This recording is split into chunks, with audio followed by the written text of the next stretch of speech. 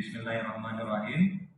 Assalamualaikum warahmatullahi wabarakatuh. Waalaikumsalam warahmatullahi wabarakatuh. Alhamdulillahirabbil alamin. Assalatu wassalamu ala asyrofil anbiya'i wal mursalin wa ala alihi wasallam.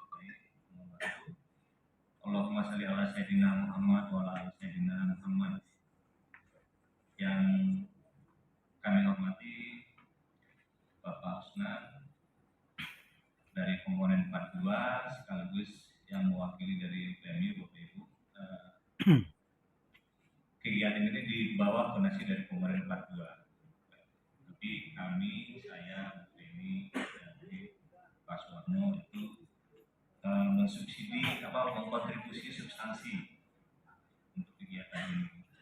Dalam hal ini yang saya hormati juga Bu Feni dan Pak Suwarno dari komponen 2. Kemudian teman-teman narasumber dari komponen 1 ada di pojok kanan Bapak Ibu, belum lengkap semua. Totalnya ada 8 orang termasuk saya ikut besok turun menjadi narasumber kelas karena ada salah satu narasumber yang berhalangan hadir. Dan masih ada satu yang masih mungkin sedang on travel kemarin ya, masih di atas kayaknya.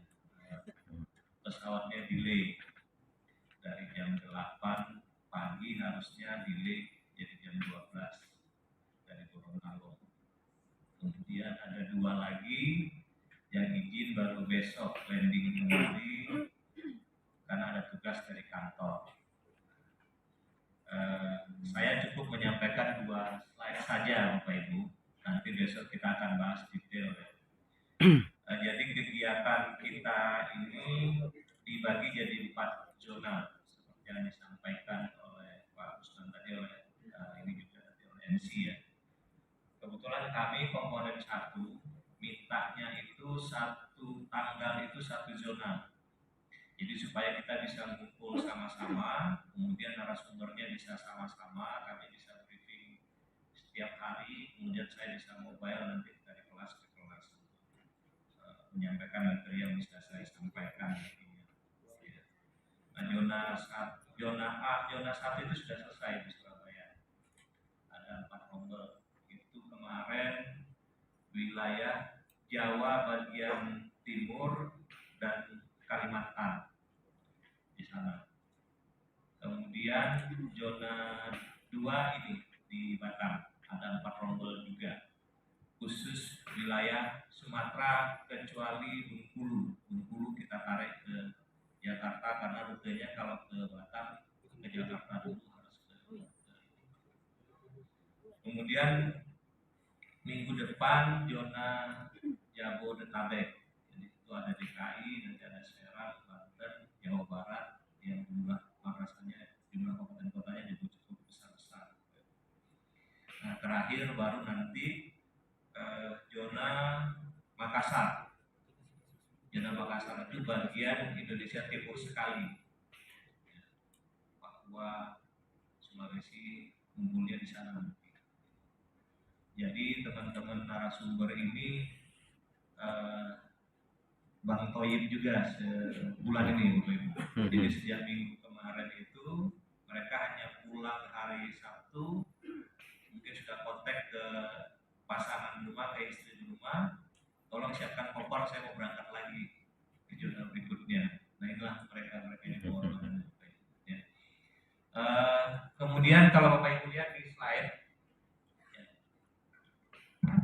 Saya dicabut saja ininya. Nah kalau kita lihat progresnya Bapak Ibu, yang paling kanan tim teknis itu binteknya sudah hampir selesai. Mulai dari tim itu, mulai dari super admin itu ada di pusat. Itu nanti kita pegang, kita serahkan ke product owner-nya EDRK yang saat ini dipegang oleh Pak Kasudin. Ya, kelembagaan. Kemudian berikutnya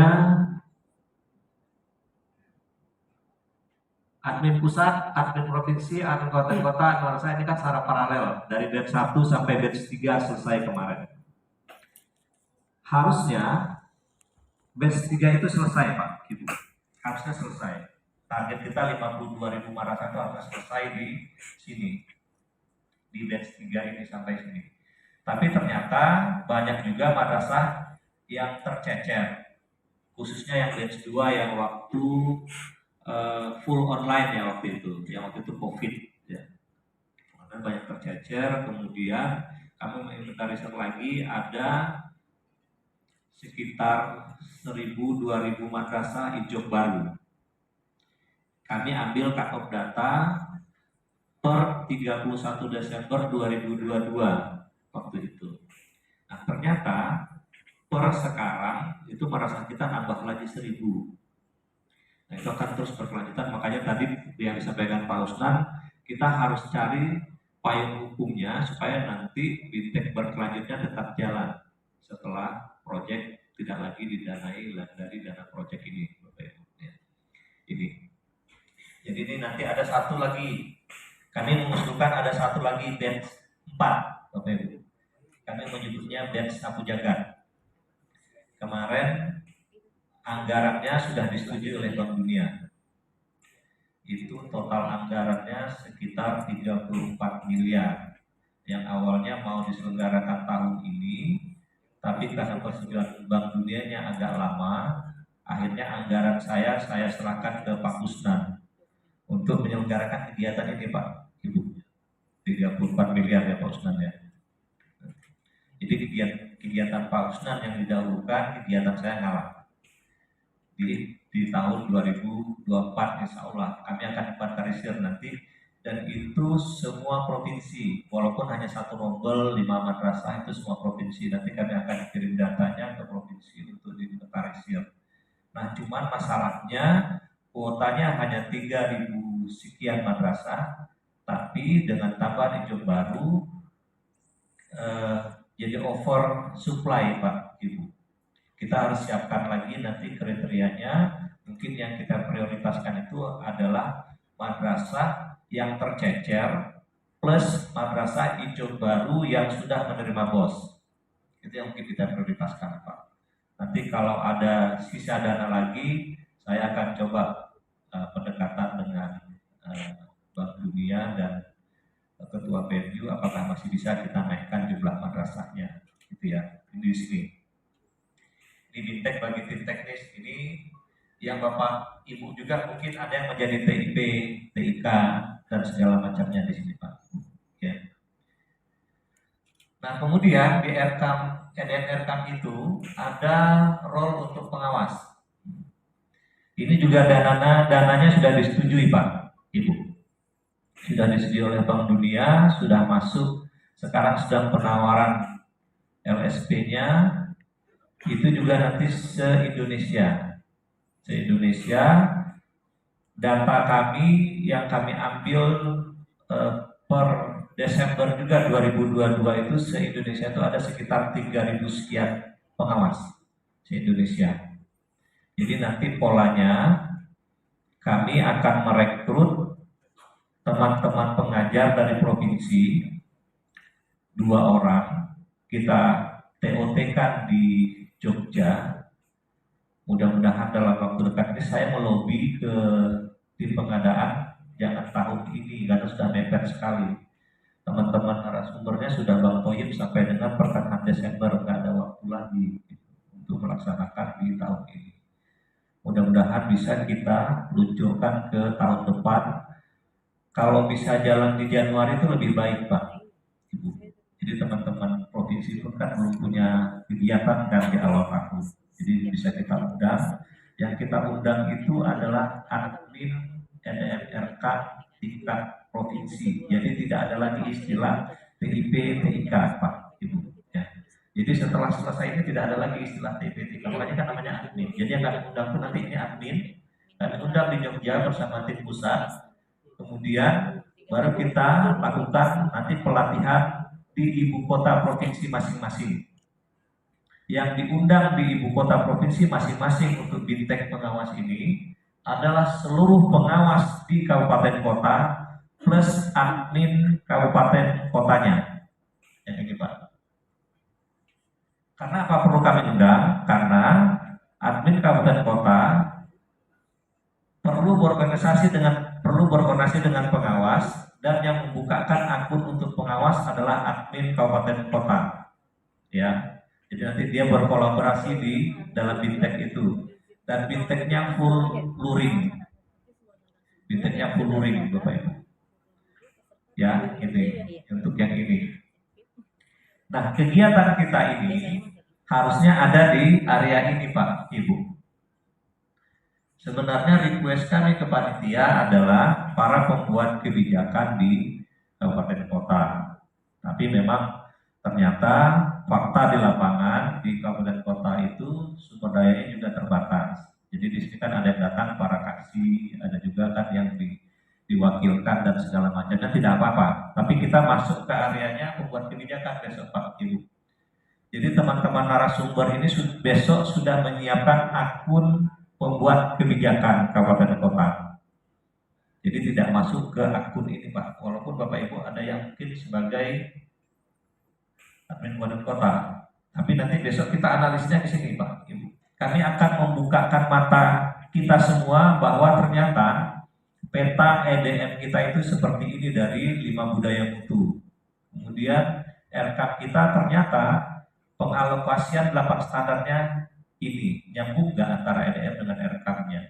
Dan EDM-nya itu di dalamnya nanti ada data sekunder, Pak. Nyambung nggak data sekundernya dengan hasil EDM-nya. Hasil EDM-nya sangat baik, ternyata akreditasinya C. Ada itu. Hasil EDM-nya sangat baik, ternyata jambannya 0. Hasil sispenanya A, akreditasinya A, tapi emisnya jambannya 0. Itu nanti bisa kita lihat sama-sama, Pak, di situ. Kemarin waktu kami di Surabaya itu membuka mata teman-teman daerah, langsung menghubungi madrasahnya, Pak, Ibu. Bisa kita lihat besok sama-sama di sini. Ya, mudah-mudahan ini bisa memberikan hasil. Dan kemarin saya diskusi juga dengan Pak Amin, kemudian saya diskusi juga dengan Pak Usnan, pembuat kebijakan provinsi Kabin. Kami usulkan nanti diundang dalam satu kelas khusus, Pak, para kabin, supaya nanti membuat kebijakan provinsi kita juga bisa lihat ternyata peta EDM-RK di tingkat provinsi itu seperti ini, gitu. Dan tadi saya usul juga ke beliau, karena kebijakan itu ada di areanya beliau 42. Nanti saya juga akan diskusi dengan Pak Amin. Ini kan kita membukakan mata internal, Pak Ibu. Kenapa kita tidak juga, kalau masih ada dana, kenapa kita tidak undang pembuat kebijakan eksternal? Kebijakan eksternal itu yang paling dekat dengan Bapak Ibu siapa? NKAP kan, sama Penko, Pak, Bapeda atau Sekda. Kemudian yang provinsi Bapeda Prop sama Sekda Prop. Saya usulkan nanti ada satu agenda, kalau masih ada dana, minimal kita undang Bapeda Prop. Kalau tidak bisa kepala Bapedanya, kita undang kepala biro yang menangani bidang pendidikan di provinsi. Kita dudukkan satu meja dengan para kabinnya, supaya nanti kita tayangkan ini peta madrasah di provinsi Anda. Apa kira-kira kebijakan yang perlu kita bikin bersama, itu Pak Ibu. Kami juga sedang menyiapkan akun pembuat kebijakan level pusat. Kalau itu mungkin kami lakukan nanti undang, kami akan undang Bappenas, Pak. Kemudian akan kami undang KemQ, itu yang akan saya usulkan. Karena mereka yang pembuat kebijakan anggaran.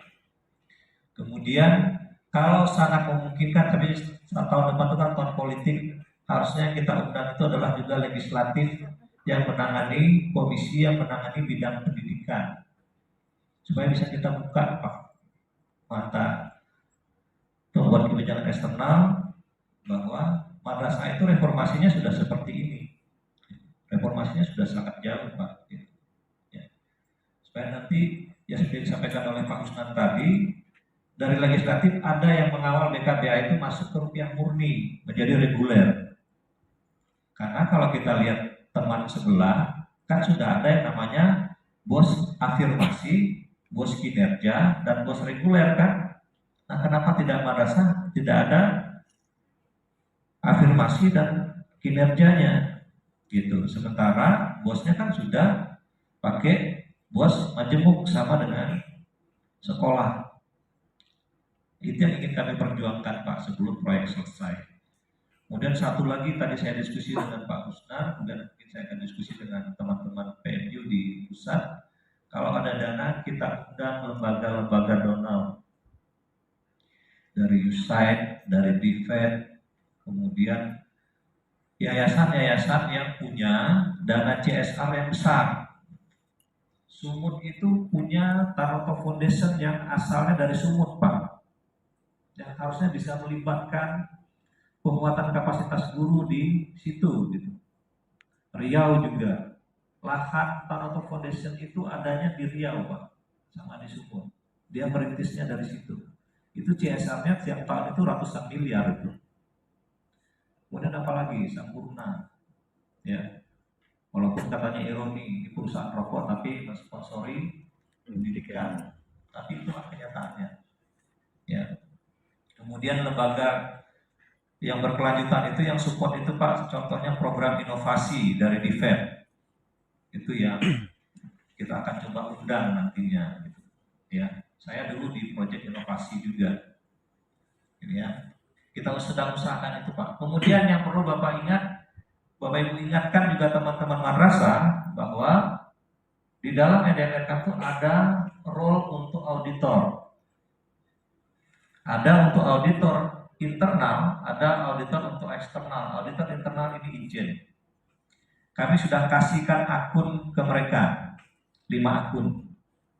Kemudian yang eksternal, BPK sudah punya akun. Makanya Bapak Ibu jangan kaget. Tahun 2022 langsung keluar temuan auditnya kan pukul rata bos sekian. Dari Rp25 sampai puluhan juta itu temuannya Pak. Ada yang 150 juta saya lihat temuannya.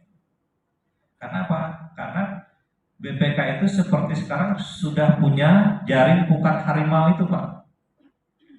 Dia langsung tarik aja itu semua itu data itu. Se-Indonesia. Langsung aja dia lihat realisasi pendapatan, realisasi belanja, saldonya berapa, tidak selesai belanja, berarti ada saldo, per 31 Desember kembalikan semua. Sekarang pinter nih BPK-nya Pak. Dia biarkan madrasahnya bereaksi. Kalau yang memang benar-benar ada SPJ-nya, dia akan bereaksi, kami sudah SPJ kan ini, cuma belum selesai input. Tapi ada juga ternyata Pak, LPJ-nya selesai, 0, tapi begitu dicecar lagi baru dia ngaku oh iya kami tidak belanjakan. Bayangkan Pak, ada itu 15 juta dia kembalikan. Nah memang harus kita benar-benar kawal akuntabilitas penggunaan dana bos itu. Besok kalau Bapak lihat dashboard depannya itu se-Indonesia dana bos itu 11 triliun Pak. Bayangkan duitnya 11 triliun. Jangan sampai tidak berbekas, ya ini. Jadi ini sudah ada nih Pak ini, ya. Nah yang sedang kami pikirkan itu ini berkelanjutannya seperti apa itulah yang tadi disampaikan oleh Pak Usnan. Regulasinya seperti apa? Kita sedang dibuat. Negeri swasta seperti apa? Ya. Sekarang ini EDM itu yang menggunakan yang sudah selesai input itu 49.000 madrasah se-Indonesia Pak. Bayangkan. Dengan satu kali klik Bapak Ibu bisa dapatkan 49.000 hasil EDM se-Indonesia. Bayangkan dulu kita mengumpulkan satu kabupaten kota saya susahnya minta ampun. Dengan format yang berbeda-beda. Kemudian RK yang menggunakan 47.000 madrasah. Itu real time itu Pak. Yang selesai 42.000. Yang belum selesai masih dalam proses input 5.000. Rencana yang sudah selesai 25.000, realisasi yang selesai 25.000. Yang sedang proses sekitar 26.000. Kemudian saldo realisasi masih ada 1 triliun.